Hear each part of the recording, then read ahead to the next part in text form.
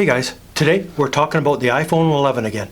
This time though, we're going to be doing time lapses and hyperlapses with the phone. Now, did you know there's two different ways of doing a time lapse and two different ways of doing a hyperlapse? Let me show you how.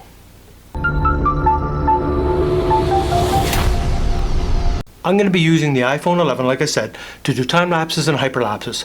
But let's first distinguish what's the difference between a time lapse and a hyperlapse. Some of you might not know. Time lapse, basically the camera or phone is stationary and it's recording a scene over time. Hyperlapse, the camera's moving over time. So a time lapse, your camera's stationary. A hyperlapse, your camera's moving. You're moving with it, or just simply the camera moving. So there is greater motion with it. Now you do have what they call a motion lapse, which is basically a moving time lapse. The camera's just simply typically rotating. It's not physically moving down a road by itself. So that's basically the difference between a time lapse and a hyperlapse. Time lapse, stationary. Hyperlapse, camera's moving. Well, let's first look at time lapses. As I said, there's two ways of doing time lapses. One, just shoot normal video and then speed it up in post. Works out fantastic. And you've got your phone set in 4K, you're getting amazing quality. Now the iPhone does have a preset time lapse built into it. You just simply slide across and it'll do a time lapse for you. Now the downside to that though is it's only 1080. So even though you've got your camera set for 4K, the time lapse function only gives you 1080, so be aware of that. Now the time lapse is kind of what they call predictive. You can't set an interval like in previous time lapses I've showed you, the different time frames of how often to take a photo for different objects and things. Well, you can't do that in here in the native app. There is apps available that you can do a greater control of your time lapses. But with the built-in app, you can't. It's what they call predictive. And surprisingly, it works really good. I was quite pleased with how it comes out because basically it'll shoot the video for you and then put it all together and add a bit of stabilizer and you got a finished video. And it's sped up and it looks pretty cool. I was quite pleased with the way it came out, but just be aware it's 1080, not 4K. So even though you've got set for 4K, it's 1080. All right, here I'll just pop up the on screen there so you can see how I'm setting it up, and you open up the app and you just slide across from video all the way down to time lapse. Simple as that. Now when you hit the time lapse, you'll see it kind of spin around the start record button. That is how often it's taking a photo. One basically full revolution around, it's taking a clip. So once you go to finish, you just press stop. It's that easy. It's not like you can set it for 30 minutes and away you go. This doesn't have an interval and it doesn't have a duration. So you're going to start it and then you're going to stop it yourself. But you can see as it goes around like that, that's when it's taking the images, and as soon as you hit stop, you have to give it a minute or two, depending on the length of it, for it to compile an image. But I think it worked out really well. Now I only did one example for you of the time lapse, but honestly I didn't really see much difference between them other than obviously greater detail in the 4K one, but here's one that I did with the time-lapse function from the built-in app. Check it out, see what you think.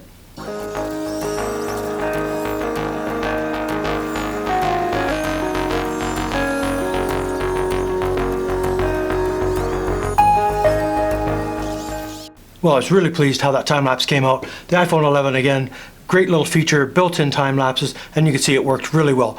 Love being down by the river there, a nice breeze on a summer's day. Although with the virus out and about, there's not a whole lot of people out and about, but there's still a fair amount of water traffic, so it made it interesting. And like I say, just love being down by the river. Time lapses, a lot of fun. I didn't show you on the time lapse, I had locked my exposure. That way if the light's changing in that, it kind of stays the same. And on the hyperlapses where you're moving, especially if you're going kind of in and out of shadowing a bit, you don't want your light to start correcting itself. It looks kind of really weird and amateurish. So what you want to do is be able to lock your exposure. Here I'm just showing you how to do it on the phone, but basically you just tap on what you're going to focus on, especially on the hyperlapse. You just tap and hold it, and then you see it little pop up and it locks it, and then you're all set to go. So with a hyperlapse, basically you want to do one of two ways. One, run video, just like we did with the time lapse, speed it up in post, or two, set time lapse, and it'll do it in camera.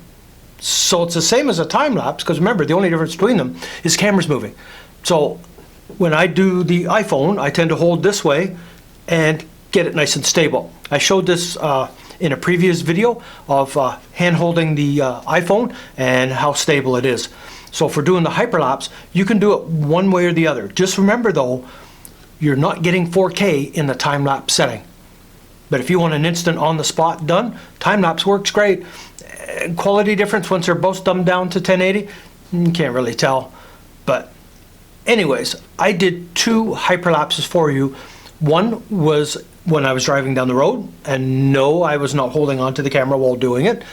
But you can see the hyperlapse of me going down the road with traffic coming and turning onto a highway and everything, and it's really cool because I just love hyperlapses.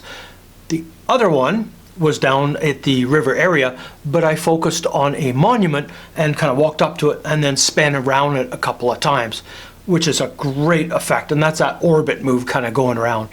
But it's really cool. iPhone 11, fantastic. Time lapses, hyperlapses, very cool. Check out these two hyperlapses done with the iPhone 11.